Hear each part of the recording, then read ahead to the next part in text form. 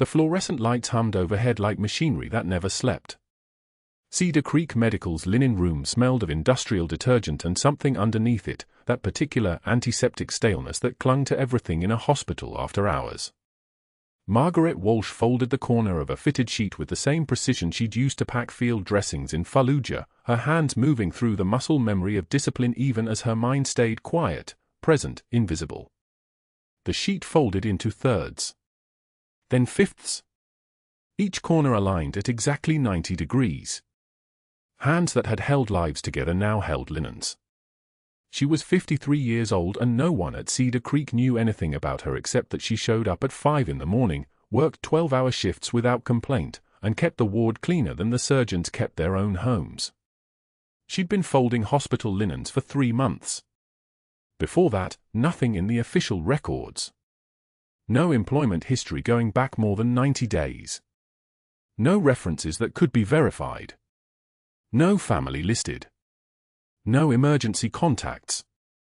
The documents she carried, driver's license, social security card, nursing credentials, were flawless in their construction because the people who'd made them had resources that existed outside normal channels. Master Chief Petty Officer Margaret Walsh had died in a redacted file somewhere in a basement at the Pentagon, along with 42 other names, and the paperwork said she didn't exist anymore. The only truth that remained was what her hands could do and what her eyes could see. The linen cart rolled quietly down the corridor at 6:13, her shoes whispering against the tile. A resident passed her without looking. A surgical tech nodded absently. This was the rhythm of the hospital. She was the background, the infrastructure, the kind of person you didn't notice until something wasn't clean. Which was exactly the point. Which was exactly the order she'd been given 18 months ago when a black operation in Helmand Province had gone catastrophically wrong and the Navy decided the best way to manage the fallout was to bury everyone involved and scatter them like ash. New identity. New life. New nothing. Margaret pushed the cart into room 404 and began changing the linens on the empty bed. The morning light hadn't reached this corner of the ward yet. She worked in the half-darkness, her movements efficient, economical. Strip the fitted sheet. Strip the top sheet. Strip the pillowcase.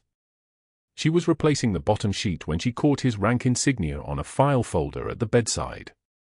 Colonel. The name made her pause for exactly 1 second. Hayes. Her hands resumed their work, the sheet snapping taut, corner tucking into place with a sound like rifle fire. David's commanding officer. The man who'd promised to look after her son during the deployment to Kandahar. The man she hadn't thought about in 4 months because thinking about David deployed was a door she didn't open. She finished the bed and was pushing the cart out when Dr. Whitfield rounded the corner with his entourage of residents trailing behind him like chicks behind a hen. He was a tall man with the kind of posture that came from decades of being told he was smarter than everyone else in the room.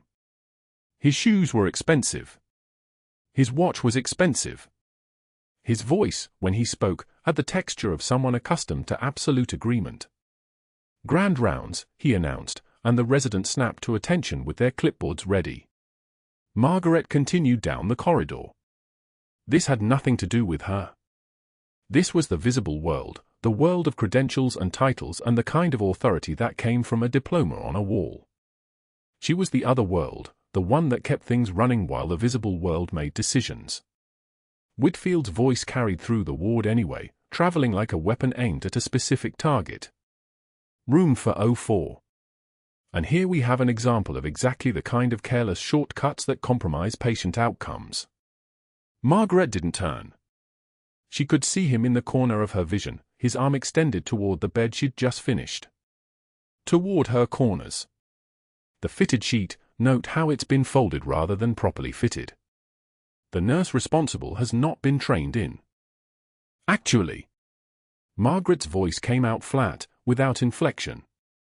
She'd set the cart down and turned back to face him. That corner fits a 38-inch queen. Your patient is in a queen bed. Fitted sheets don't fold. The resident stared at her like she'd spoken in a language they didn't understand. Whitfield's face didn't change, but something shifted in the space between them, a pressure change, like altitude dropping. Excuse me. The fitted sheet. Margaret was already turning back to the cart. It's fitted. Not folded. You might want to check the inventory before the next lecture. She heard one resident try to suppress a laugh. She heard Whitfield's breathing sharpen. She heard the sound of his clipboard being gripped tightly enough to crease the paper. She didn't hear an apology. Instead, his voice came back, colder now, carrying an edge that made clear he understood he'd been corrected and that understanding had found somewhere to lodge itself, like a bullet, in his certainty.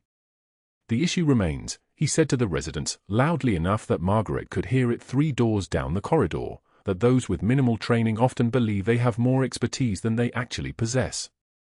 It's a common problem in nursing. Overconfidence. A lack of understanding of their actual place in the hospital hierarchy.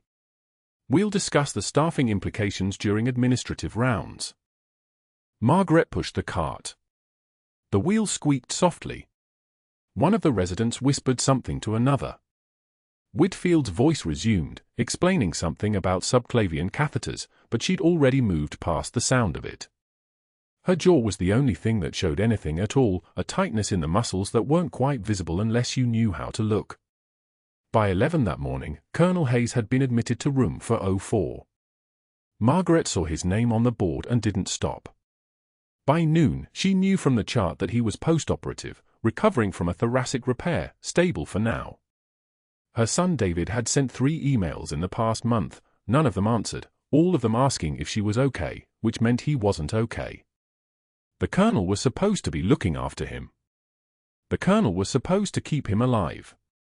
She'd been lingering by the bedside, just checking the fall line, just making sure the dressing was dry, just standing there in the way people stand when they need to be near someone they care about without admitting why.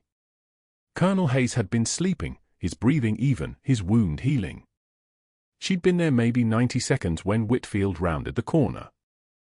"What are you doing?" His voice had that same edge it had carried during grand rounds. "Checking fluids." Margaret's hands didn't move. Her face didn't move. "Nurses check fluids. You fold linens." He stepped into the room. His shoes clicked against the tile. "You do not linger at bedsides. You don't make assessments. You're aware of your scope of practice, I assume." "Yes, doctor." "Then get out of this room and back to the laundry. And if I catch you in here again, I will have security remove you personally.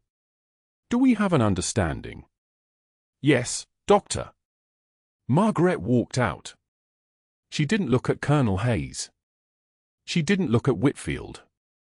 She walked past them both the way she'd learned to walk through sniper fire in Fallujah, present, aware, but already gone. The only thing that changed was her breathing. It got quieter. By 2 in the afternoon, she was at the vending machines in the break room, inserting a dollar bill with the same precision she used for everything else. A mechanical whir. The coffee dispensed. Black, no sugar, the only thing she'd wanted for the past 15 years. 2 surgical techs were laughing behind her, their voices carrying in the way people's voices carry when they don't think anyone important is listening. "I heard Whitfield's finally going to flush out the old woman," one of them said. "The linen folder. Apparently she's been way outside her role. Is she the one who corrected him about the fitted sheets?" "Exactly. Nobody does that. Not unless they want to be terminated." Margaret inserted her dollar. The button glowed beneath her fingertip. She pressed it. The coffee fell into the cup with a splash. She listened to the laughter continue, bright, confident, the sound of people who believed the world worked the way they understood it to work. She lifted the cup. The steam rose up in front of her face, warm and obscuring. When she walked back down the corridor, her hands were steady. Her breathing was steady. Her expression hadn't changed. But that wasn't the worst part of it. The worst part was that she already knew Whitfield was going to come back harder, and when he did, she was going to have to choose between who she'd been ordered to be and who she actually was. And somewhere in room 404, Colonel Hayes was sleeping, his wound healing, completely unaware that the person who'd just checked his for was the same person who'd walked into sniper fire to carry out his nephew's body 5 years ago. The alarm shrieked at 2:06 a.m. One high continuous wail that split through the sleeping hospital like a saw through bone. Code Blue, Trauma Bay 2. Margaret's hand stilled over the linen cart she'd been restocking on the 4th floor. Room for 04 was 2 floors down. She didn't move. Not yet. Muscle memory meant nothing without orders, and she had no orders anymore. Just a linen folder. Just a woman approaching 60 who folded hospital corners for minimum wage and kept her head down. Then the second alarm came through the intercom. The voice was crackling, urgent. Code Blue, Trauma Bay 2. Colonel David Hayes. Cardiac tamponade suspected. Margaret moved. She didn't run. Running would draw attention. She walked to the emergency stairwell with the same measured pace she'd used crossing checkpoints in Fallujah, pushed through the door, descended 2 flights in 12 seconds flat, and emerged into a hallway already vibrating with controlled chaos. The ER crew was moving, running, but their movements had that panicked quality of people who were reacting instead of executing. Sloppy. Inefficient. Fear made people sloppy. She could see into Trauma Bay 2 through the observation window. Colonel Hayes lay on the gurney, his breathing shallow, his oxygen saturation dropping in real time on the monitor. 68, 64. The numbers were falling like a stone down a well. His chest was rigid. His veins were collapsing. That wasn't bleeding from the gunshot wound, that was blood filling the space around his heart, compressing it, squeezing the life out of him with each beat. Cardiac tamponade. Blood accumulating in the pericardium like water in a closing fist. Dr. Whitfield stood at the foot of the bed, barking orders that landed like commands no one understood. Get a chest tube kit. We need to. He stopped. Started again. His hands moved toward the patient and then away. Moved again. He was frozen in the space between knowing what needed to happen and being unable to make his body execute it. Margaret pushed through the bay doors. Where's the pericardiocentesis kit? She didn't ask. Her voice came out flat and certain, the voice of someone used to being obeyed. The resident, a young woman with dark hair and wider eyes, turned toward her like a compass finding north. I'm not sure. Second drawer, crash cart, left side. Margaret was already moving. 14-gauge needle. We need it now. The resident moved. So did the RN, a grey-haired man named Santos who'd been at Cedar Creek longer than Margaret had been alive. They didn't question her. That was the thing about knowing exactly what you were doing. Authority didn't come from a name tag. It came from the certainty that you would not be wrong. Colonel Hayes's eyes opened. Just for a moment. His gaze found Margaret across the organized chaos of the bay, and she saw the recognition there, not of who she was now, but of something older. The kind of recognition that came from surviving impossible things in the same desert, breathing the same dust, carrying the same weight. His oxygen sat was dropping faster. 58, 52. His systolic pressure was barely holding at 65. The monitor showed sinus tachycardia so fast it looked like the screen was seizing. Prepare for needle decompression, Margaret said. She was moving, her hands reaching for the kit Santos had positioned on the tray. Midclavicular line, second intercostal space. We're going to aspirate the blood. Excuse me. Dr. Whitfield's voice cut through the monitors and the beeping and the hiss of oxygen. Who are you and what are you? Margaret didn't answer him. She didn't look at him. She was already palpating the spaces between Colonel Hayes's ribs, her fingers moving with the certainty of someone who had done this in convoy hospitals under mortar fire, in desert aid stations with nothing but a flashlight and field dressing, in the dark of a Fallujah basement with a man bleeding out on a concrete floor. Pain was information. Her hands understood the language. Between the second and third ribs. Midclavicular. The needle went in smooth and sure. The hiss of air escaping. Dark blood flowed back through the needle into the syringe. Not bright arterial red. Dark venous blood, old blood, blood that had been trapped and circulating around his heart instead of through it. She aspirated 180 milliliters in steady pools. The monitor watched it happen. The oxygen saturation climbed. 54, 61. 71, Colonel Hayes's breathing deepened. His systolic pressure rose from 65 to 78 to 92. The monitor's rhythm settled into something that looked like survival. "Get cardiothoracic down here for a follow-up procedure," Margaret said to Santos. "And type and cross for 4 units. He's not out of this yet." She was already removing the needle when Whitfield grabbed her arm. His grip was hard enough to hurt. Hard enough to leave marks. He was speaking, his voice shaking with something that looked like rage, but underneath it was pure animal panic. The kind of panic that came from being exposed, from having the entire room watch someone else save a patient he'd been about to kill through indecision. "You do not have authorization to, you are not," his words were breaking apart. "Security. I want security down here. Now. This woman has just endangered a patient with reckless unauthorized intervention." Margaret withdrew her arm from his grip. She placed the needle on the tray. She looked at him for exactly 2 seconds. That was all the time she needed. All the time anyone needed to know that she had seen combat and survived it, had watched men die and made decisions about who lived anyway, and that his anger was something less than a noise. "The patient is stabilizing," she said. Her voice was the color of television static. "His O2 is 84 and climbing. Blood pressure is 96/58. If you want to stand there yelling, that's your choice." She turned and walked out. The hallway was empty. She made it to the elevators before the trembling started, not fear. Never fear. Restraint. The kind of trembling that came from holding every part of yourself still when every part of you wanted to move, to act, to finish what she'd started the moment that code blue alarm had screamed through the hospital. She pressed the call button. Waited. The elevator doors opened and she stepped inside, and by the time they closed again, her breathing was even. 3 hours later, she was sitting in the administrative office on the 5th floor watching Dr. Whitfield make phone calls. She hadn't followed him there. She didn't need to. The conversation had happened in the doctor's lounge at 2:51 a.m. where 2 surgical residents had been discussing it quietly, still high on adrenaline and grateful to be alive. Whitfield had made calls. 3 of them. Board members.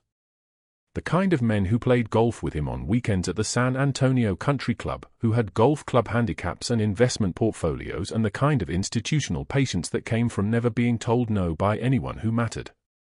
The calls had been transferred. She knew because the nursing office shared a floor with administration and she had access to the call logs.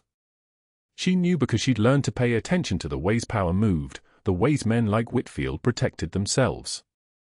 Now, from behind a propped-open door in the office suite, she watched him sit at his desk, his private office, the one with the mahogany desk and the photographs of his family on credenzas, the one that smelled like leather and scotch, and make the final call. "I need you to contact the nursing school. St. Anthony's, San Antonio. I'm requesting official credential verification on a Margaret Walsh, RN." His voice was smooth now. Controlled. The panic had calcified into something colder. "I'm not saying the credentials are fraudulent. I'm saying I have concerns. I'm saying the hospital is concerned. And I need you to file an official inquiry. Can you do that?" Pause. "And I need you to be thorough. Scrutinize everything. Because if her credentials don't hold up under inspection, we need to know that before she harms anyone." He was good at this. She had to give him that. He wasn't threatening. He wasn't yelling. He was activating the machinery. He was calling in favors from men who had favors to call in, men who had decided that Dr. Whitfield was the kind of man worth protecting. He was making calls to a nursing school that would launch an investigation. And he was doing it all while maintaining the tone of a concerned physician who was worried about patient safety. The second call had been to his attorney at 3:14 a.m. Margaret had heard that one through the administrative assistant's phone. I need to know if I have documentation that would support a wrongful termination claim against the hospital if I let her go. I want to make sure I'm protected. She's unstable. Reckless.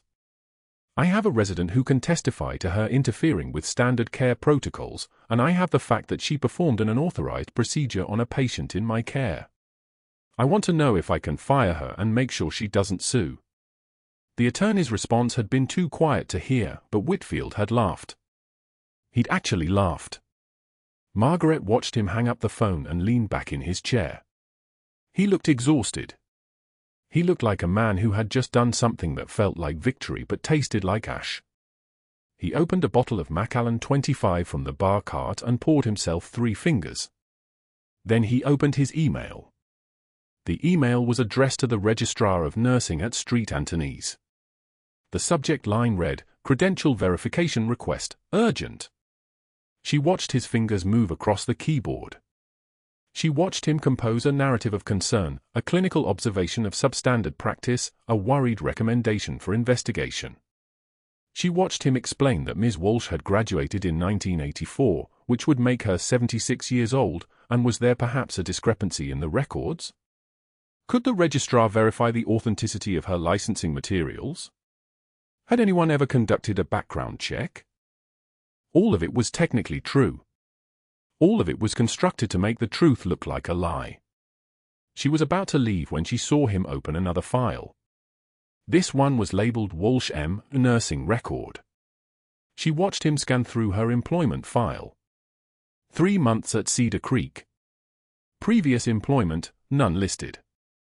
References, none provided. Education verification, pending. Insurance verification, pending. He began typing an addendum to the email. I should also note that the personnel file contained several red flags. The candidate provided no employment history prior to her hire date. The background check is incomplete. I'm not suggesting anything untoward, but the standard protocols appear to have been circumvented in her hiring process. I wanted to bring this to your attention so that you could cross-reference your records. Margaret turned and walked away. By 6:53 a.m., she had clocked out. By 7:15 a.m., she was in the hospital laundry room in the basement, the only place in Cedar Creek Medical where the institutional machinery didn't reach, where the detergent smell was so heavy it crushed everything else underneath it. She pulled her scrubs from her locker. Navy blue. 3 pairs. Hospital issue. She'd worn them for 91 days. She knew because she'd counted. She placed them on the folding table and began to fold. The corners had to be precise. Military corners. The kind of fold that came from muscle memory, from field packing, from knowing that the way you folded something could mean the difference between efficiency and chaos. 1 corner. Then the next. Then the next. Then the final corner, pulled tight, and the whole thing became a small blue rectangle that fit perfectly in the laundry bin. She folded the second pair. Then the third. Her hands didn't shake. Her jaw didn't clench. She folded her scrubs the same way she'd folded bandages in a convoy hospital while men bled out beside her. The same way she'd packed her gear 17 years ago when the Navy had told her that the operation she'd participated in, the one where she'd saved 42 lives including an Iraqi doctor's family, had never happened. The same way she'd placed her dress blues in a canvas bag and disappeared into San Antonio as a woman named Margaret Walsh with no history, no identity, no past. She was a linen folder. She folded linens. She kept her head down. The detergent smell surrounded her like water. The fluorescent lights hummed their institutional hum. Somewhere above her, Dr. Whitfield was probably showering. Probably getting dressed in his expensive suit. Probably preparing for grand rounds at 8 a.m. where he would stand in front of residents and discuss patient outcomes and the importance of following protocol. She placed the final folded scrubs in the bin. The room went so quiet you could hear the dryer spinning 2 floors above. Then her pager buzzed. Not a hospital pager, she'd never had a hospital pager. This was different. This was older. This was a number that hadn't buzzed in 17 years. A number she'd been ordered to destroy. A number that shouldn't exist anymore. The number on the screen read, Jock Command. Security arrived at 7:15 in the morning, before the day shift fully staffed the floor. Margaret was changing linens in room for 12 when she heard the radio crackle and saw the guard approach with a manila folder and an expression that belonged in a funeral home. She finished tucking the corner with the same precision she'd used to pack field dressings in Fallujah, her hands moving through the muscle memory while her mind calculated exits and distances. The guard didn't speak until she turned to face him. That was professional courtesy. HR needs you. Now. She didn't ask why. She already knew. The call to the nursing school. The board members Whitfield had cultivated over scotch and golf. The credential verification email marked urgent. Dr. Whitfield had moved from public humiliation to institutional sabotage, and he'd moved fast, the kind of fast that only happened when someone had leverage and the willingness to use it like a scalpel. She nodded and followed the guard down the corridor, past the nurses' station where faces deliberately looked away. Cowardice was contagious in hospitals. Everyone could smell what was coming. The HR office smelled like burnt coffee and the particular despair of people who existed to deliver bad news. Margaret sat across from a woman named Patricia Chen whose nameplate sat at a careful 90-degree angle to her desk edge. Patricia had kind eyes and the posture of someone who'd been delivering terminations all morning. The banker's box sat on the floor beside the desk like a coffin for a very small person. We've received some concerning information regarding your employment history, Patricia began, her voice following a script she'd probably rehearsed 3 times. Documentation issues with your credentials. The nursing school has confirmed irregularities in your records. Margaret's jaw tightened. Just enough to register. Nothing more.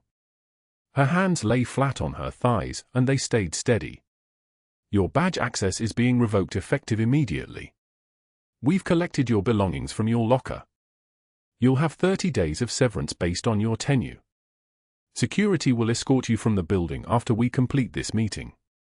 I see. 2 words. That was all Margaret gave her. It wasn't a request. It was a dismissal dressed as compliance. Patricia slid a document across the desk. Margaret didn't read it. She'd known 3 days ago that her time at Cedar Creek had an expiration date, and paper never changed what the body already understood. She picked up the banker's box instead. It was lighter than she expected, a life reduced to the weight of a grocery bag. The walk to the parking lot felt longer than the first day she'd arrived. Security maintained professional distance, 2 steps back, radio clipped to his belt.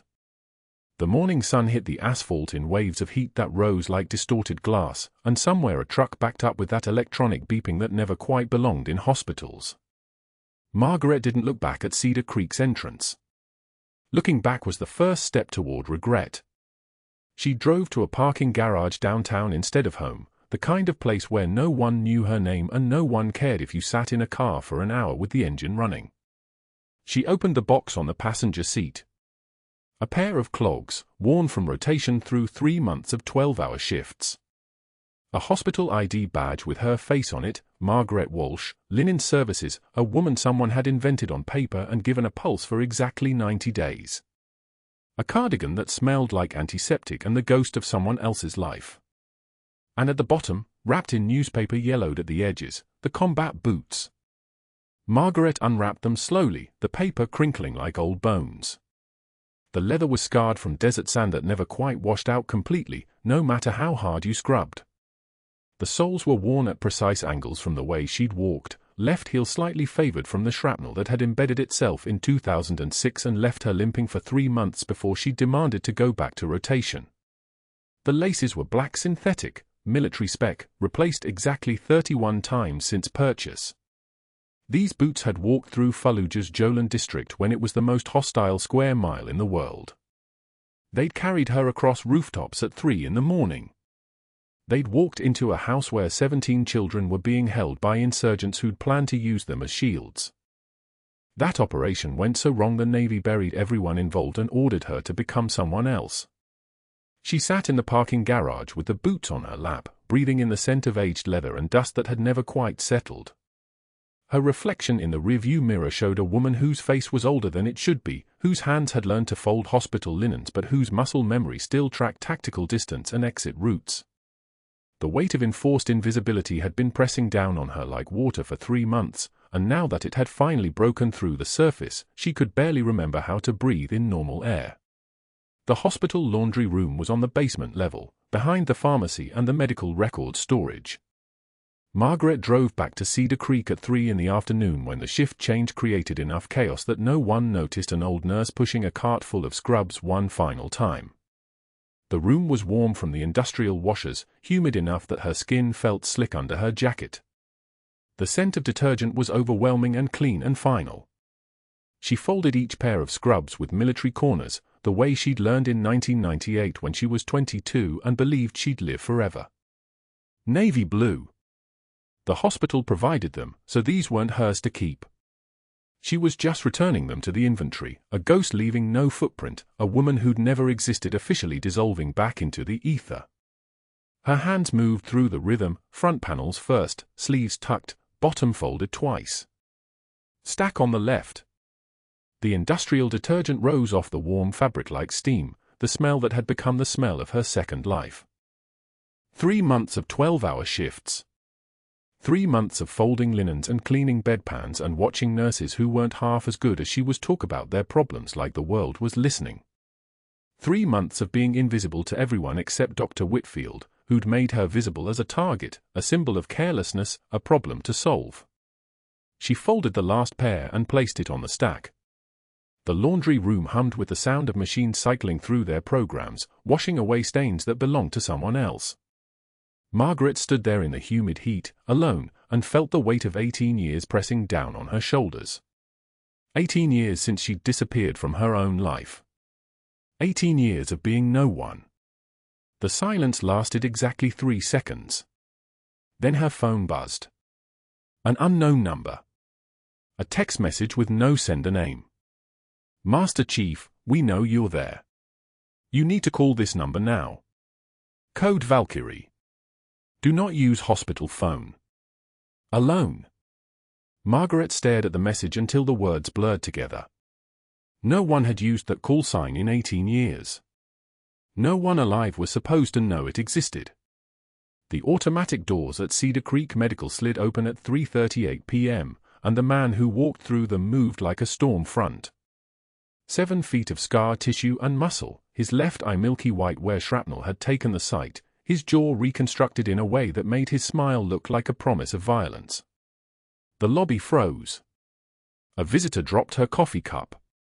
It shattered on the tile in 3 clean pieces, and nobody moved to clean it up. I am looking for a nurse, he said. His accent was thick, Levantine, maybe Syrian. His voice moved through the lobby like an engine idling in a garage.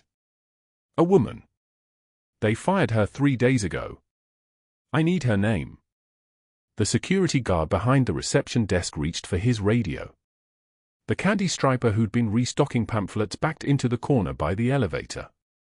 A doctor in a white coat turned and walked briskly toward the stairwell without breaking stride. The man's one good eye tracked the movement with the casual precision of a predator who'd already decided you weren't worth his time. I will ask once more, he said. The nurse. The one who saved my brother. The one Whitfield destroyed. Nobody answered. The lobby had become a held breath. Margaret Walsh walked out of the administrative corridor carrying a banker's box that still smelled like her locker, antiseptic and rust and the ghost of 18 years she'd spent trying not to exist. She saw the giant. She saw the scrambling staff. She saw the security guard's hand hovering over his radio like it might bite him. And she kept walking toward the man the way someone walks toward an open door, without hesitation, without ceremony, as if the choice had been made so long ago it had calcified into muscle memory. The giant stopped mid-breath. His scarred face shifted through something like shock, then something that might have been reverence if a face that broken could still hold reverence. He dropped his hands to his sides. Valkyrie, he said. The word came out like a prayer in a language that had no prayers left. You saved my brother in Fallujah when I was shooting at you. The banker's box sat against Margaret's hip. She didn't set it down. She didn't answer. She just stood there, 12 feet away, while the lobby held its collective breath and waited for someone to scream. Your name is Omar Karim, she said finally. Her voice had dropped an octave since 3 days ago. Your brother Rashid was a translator for the 5th Marines. He's alive because of a field hospital and luck. Not me. Wrong. Omar's voice cracked. I was in the market square when the IED detonated. I was 15. I was part of a cell that had taken a contract on coalition assets. I watched you carry my brother from the burning building while my brothers were still trying to shoot you. I watched you put your body between him and the rounds. I watched you call in a medevac. I watched you do all of this while bleeding from a wound in your shoulder that you didn't even acknowledge. The veteran security guard, his name was Mitchell and he'd worked Cedar Creek for 12 years, slowly lowered his hand from his radio. His face had gone very pale. He looked at Margaret, then back at Omar, then at the banker's box she was still carrying like it weighed nothing. Mitchell said quietly. His voice carried through the now silent lobby with the weight of someone who'd just recognized what he was looking at. That's a SEAL combat call sign. Valkyrie. That's a Master Chief Petty Officer grade designation. You. I'm a former nurse, Margaret said. That's all anyone needs to know. But Omar was shaking his head. His milky eye stared somewhere past her, into a memory that had reconstructed itself in real time. 12 years ago, he said, I left Fallujah. I stopped shooting. I started building. I learned to weld. I became a man instead of a child with a gun. My brother lives in California now. He has 2 daughters. They will never know that their uncle tried to kill their mother. He looked at Margaret directly. But I have known. Every day, I have known what I owe. The automatic doors opened again.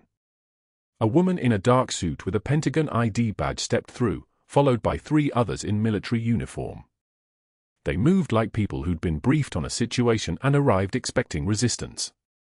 They did not expect to find the subject standing calmly in the main lobby holding a banker's box. General Eleanor Morrison stepped out of the elevator on the 4th floor. She'd been visiting her nephew who'd just survived an appendectomy and looked down at the tableau forming below. She took the stairwell at a speed that would have concerned her cardiologist and pushed through the 1st floor doors at a walk that was almost a run. The silence in the lobby lasted exactly 10 seconds. Then Mitchell spoke again, his voice different now, not security guard, but witness to something that had shifted his entire understanding of what safety meant. Master Chief Petty Officer Margaret Walsh, he said. He wasn't asking.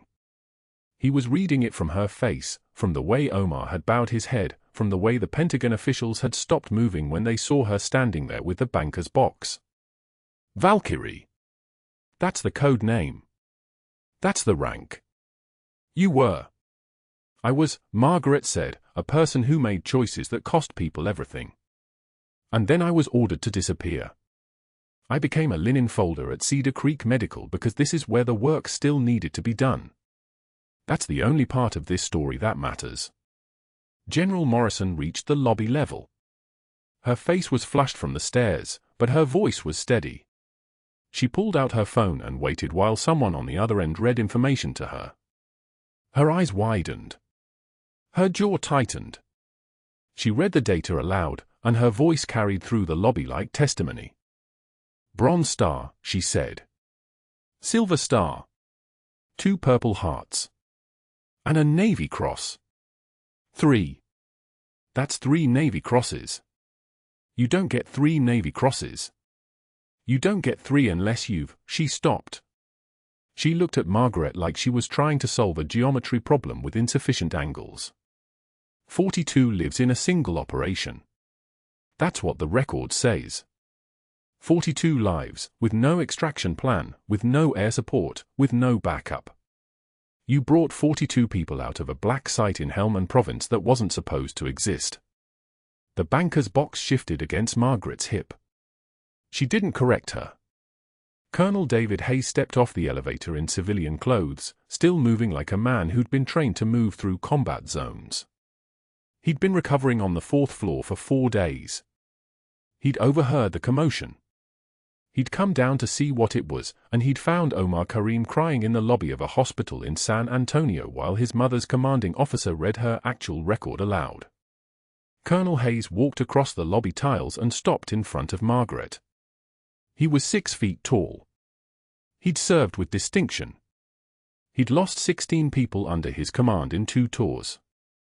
And when he looked at her, something in his expression shifted from the military calculus of rank and authority into something older and harder to define. "You walked into sniper fire to get my radio man out," he said. "My nephew, Marcus. He was 19 years old and you didn't know him. You didn't know his mother was waiting for him in Okinawa. You didn't know he'd have a daughter. But you went anyway. And the Navy buried you so deep that even I couldn't find you." He paused. He looked at the Pentagon officials. He looked at Omar. He looked at Mitchell still standing by his desk with his hand finally, completely away from his radio. "This woman saved my life in that operating room 3 days ago. She did it by breaking protocol. She did it because she remembered what it meant to be the person in the room who knows how to save lives." The silence that followed wasn't the held breath of fear anymore. It was the silence of people realigning everything they thought they understood about the quiet woman in the linen cart, the woman who'd folded hospital sheets with geometric precision while absorbing public humiliation from a surgeon who'd never bothered to ask her name. Margaret set the banker's box down on the tile. It made a soft sound, cardboard on stone, the sound of 18 years settling into a different kind of weight. "Is Dr. Whitfield on this floor?" she asked. Her voice was completely flat. Completely empty of inflection. Which somehow made it more dangerous than if she'd been angry. Mitchell swallowed. "His office is on 6. The corner overlooking the—" "Thank you," Margaret said. She turned to walk toward the elevator. One of the Pentagon officials stepped forward. His name was Captain Reeves and he'd been briefed on the situation exactly 90 seconds before he walked through those automatic doors. "I need to inform you that Dr. Whitfield has already been placed under federal arrest. The FBI arrived approximately 14 minutes ago. His forged credential alterations triggered automatic fraud detection when he tried to modify your records through the State Nursing Board database. That's a federal crime. They're processing him now." Margaret stopped. She looked back at Captain Reeves. She looked at the lobby that had gone absolutely silent again, this time for a completely different reason. She looked at Omar standing with his one good eye and his reconstructed jaw and his willingness to spend 12 years moving toward forgiveness. She looked at General Morrison reading from a classified file that was supposed to stay classified. She looked at Colonel Hayes, whose nephew she'd saved without knowing he was anyone's nephew at all. "I'm going on break," Margaret said finally. The exhale that moved through the lobby sounded like a held breath finally released, like pressure valves opening in unison, like people remembering how to breathe again. Someone laughed. It was Mitchell, the security guard, a low sound that started in his chest and came out like a benediction. General Morrison stood at the mezzanine railing, his dress uniform pressed into geometric precision, his face illuminated by the phone pressed against his ear. 6 minutes. That's how long he stayed there, listening, nodding slightly as whoever was on the other end of that classified line fed him information no one else in Cedar Creek Medical had access to. The lobby below had gone quiet. People sensed it, that peculiar gravity that settles around men with real authority. Mitchell, the security guard, had stopped reaching for his radio. Even the overhead code announcement seemed to pause, waiting. General Morrison lowered the phone. He looked directly at Margaret. Then he opened his mouth and his voice carried across that lobby like a command echoing through a canyon. "Bronze Star. First deployment, Anbar Province, 2008. The crowd froze. No one moved. Bronze Star. Second deployment, Helm and Province, 2011. 37 personnel extracted under fire. Margaret's expression did not change. Her hands remained at her sides, steady as instruments. 2 Purple Hearts. 1 from shrapnel. 1 from a blast concussion that should have killed her. Dr. Whitfield's face had begun to drain of color. He was still standing near the front desk, watching this unfold like a man watching his own collapse happening in real time. And a Navy Cross. Morrison paused. Let that settle. Navy Cross. The 3rd highest decoration for Valor. Operation Valkyrie, 2012. 42 personnel brought home. 42. Every single one of them alive because this Master Chief Petty Officer walked into sniper fire in Fallujah when every other soldier in that courtyard was taking cover. The silence was cathedral thick. Phones had stopped buzzing. A nurse in the corner had her hand over her mouth. Mitchell's shoulders had straightened incrementally, the posture of a man who suddenly understood he'd been standing in the presence of something far larger than he'd been trained to see. Then the elevator doors opened. Colonel Hayes stepped out in his dress uniform, his arm in a sling, his face marked with the kind of exhaustion that comes from 3 days of fighting to stay alive. He saw Margaret and something in his expression shifted, recognition, gratitude, the particular respect that only comes from knowing someone has bled for you. He walked forward, his movements careful but deliberate. When he spoke, his voice carried the formal cadence of someone about to deliver testimony. This woman walked into a firefight to extract my radio man. My nephew. 17 years old. Shot through the abdomen, bleeding out in a collapsed storehouse 200 meters from the perimeter. Hayes paused. Every superior officer told me to mark him KIA. Protocol. Casualty management. She heard those orders and she moved anyway. He looked at Margaret directly now. That kid is upstairs right now. 28 years old. 3 degrees. Wife and 2 children. He exists because you exist. Because you ran toward the guns when the rest of us ran away. 10 seconds of absolute silence followed. Not the silence of shock. The silence of the world's geometry shifting. The silence of a room recognizing that every assumption it had made about the woman in the worn scrubs was fundamentally, irreversibly wrong. Then the lobby doors burst open and 2 agents in dark suits moved with the kind of coordinated precision that only comes from federal training. Their badges caught the fluorescent light as they fanned out, FBI emblems sharp against their chests. Behind them came a 3rd agent carrying a tablet, her face a mask of professional detachment. Dr. Marcus Whitfield. The lead agent's voice was not a question. It was a command dressed in a question's clothes. Whitfield's mouth opened. Closed. His hands began to shake, visible tremors that made his credentials badge clatter against his chest. There's been some kind of mistake. I have no idea what this is about. I'm a board-certified cardiologist. I have? Federal audit triggered by your attempt to fraudulently alter nursing credentials in the state licensure database. The agent's partner was already reading from a tablet, reciting facts with the mechanical precision of someone who had done this 100 times. 47 falsified entries. For separate medical schools contacted with fabricated background checks. 1 attempted destruction of hospital personnel records to cover the audit trail.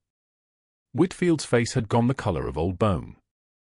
I was trying to protect patient safety. She was incompetent. That emergency procedure she performed. You mean the emergency pericardiocentesis that saved Colonel Hayes's life? The 2nd agent smiled without warmth. The procedure that 3 independent cardiology consultants have confirmed was executed at a level that would qualify for publication. That procedure? She shouldn't have been anywhere near. Dr. Whitfield, you have the right to remain silent. The lead agent had already moved behind him, and the sound of handcuffs engaging was a specific kind of punctuation. Metal clicking into place. The sound of institutional authority collapsing. They walked him past Margaret. He tried not to look at her, but his eyes found her anyway, that flat, expressionless gaze that had never wavered, never cracked, never given him even the small satisfaction of knowing he'd caused her pain. He wanted her to show something. Fear. Anger. Vindication. Anything that would tell him he'd landed a blow. She looked at him the way a nurse looks at a patient on the way to surgery, professional, detached, already moving on to the next task. A dozen phones were recording. The perp walk would be on social media within minutes. Hashtags would trend. But Margaret simply turned back to the elevator, back to checking vitals on a patient who had trusted her with his life while the system tried to bury her beneath policy and procedure. 6 months later, someone, a resident from Cedar Creek, doing a rotation in Phoenix, spotted Whitfield outside a medical plaza on the edge of Temp. He was standing behind a folding table covered with supplemental insurance pamphlets, his shirt wrinkled, his name tag reading Steve. No doctor. Just a Steve. His hand trembled when someone asked him a question about coverage options. He flinched when a woman called him Dr. Whitfield by accident. The name hung on him like a suit that no longer fit. His eyes had the particular exhaustion of a man who had learned, too late, the difference between authority and respect. At the Naval Special Warfare Center in Coronado, Margaret stood in full dress blues, the creases on her uniform sharp enough to draw blood. Her hair was pulled back with military precision. Her shoulders carried the weight of decorated service like oxygen carries fire. And on the wall behind her, mounted in a glass case with museum lighting, sat her combat boots. The same pair wrapped in newspaper that had sat at the bottom of her hospital locker. Polished now to a mirror shine. Boots that had walked through Fallujah. Boots that had carried her toward sniper fire while everyone else moved away. Boots that had folded hospital linens and cleaned surgical suites without complaint because that was the assignment, and she was the kind of person who completes assignments even when the world has told her she is supposed to be invisible. The ceremony had lasted 90 minutes. Citations read. Medals pinned. A room full of active duty operators who had trained under her stood at attention while her name was finally spoken aloud in an official capacity. 3,000 people watched. Cedar Creek Medical had announced a new veteran trauma wing, fully funded, with Margaret contracted as the director of clinical operations. Her first act was to hire 10 former military personnel in nursing and support roles, people the system had spit out, and who would now get a second chance at saving lives. She returned to work the next morning in fresh scrubs, no medals, no title on her badge, just Margaret Walsh, RN, in simple letters. The first patient on her rounds was a combat veteran with a gunshot wound. She checked his vitals, adjusted his IV, and sat with him for 6 minutes in silence while he cried. That's the work that matters. Not the ceremonies or the recognition or the cleared records or the destroyed careers. The fight is here now. Always has been. True heroism is what you do when the world stops watching. If you've ever been underestimated by someone who couldn't see your true value, if you've ever had to hide who you are to survive, please like this video and subscribe. Comment below, what would you have done in Margaret's position? Would you have walked toward the threat or run away?